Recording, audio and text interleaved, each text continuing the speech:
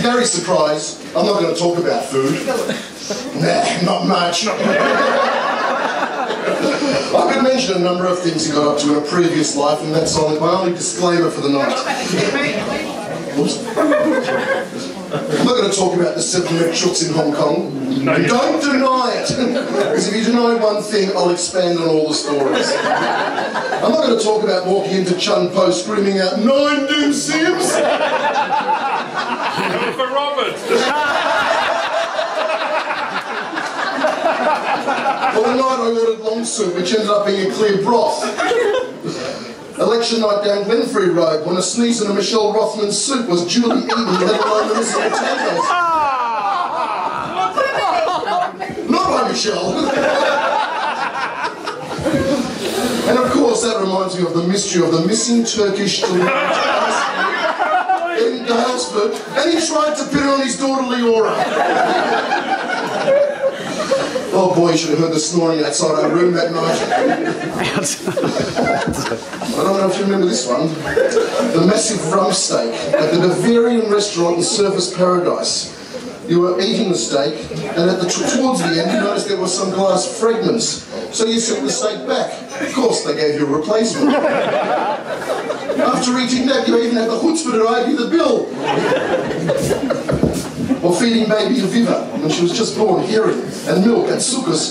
When she was just born, you know how sick she was the next day. Which reminds me of the 2 phone calls I had when your 2 children were born. You keep those animals away from my daughter! So far.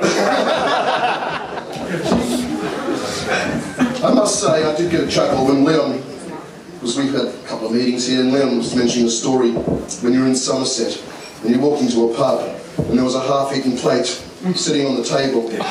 What did you ate the chips. And you wanted your food. And the one I really liked was the day we walked laps of Caulfield Park. Friedman's, the Schwartzbergs, the Birches. We're entering halfway point of our very first lap, and Gary had had enough. Coffee time, he says. Great idea. Great idea, I said. I had no money. Nor did Goldie, not Robert, not Felicia. Then Ruth says, I have money. No, you don't! That's story true!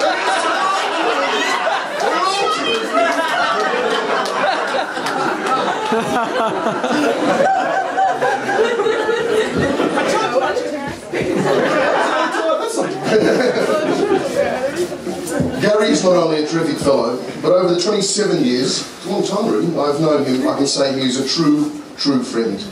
What he has done for our family, especially during the recent sad times, will never be forgotten. And to me, that's how you judge a friend. Well spoken.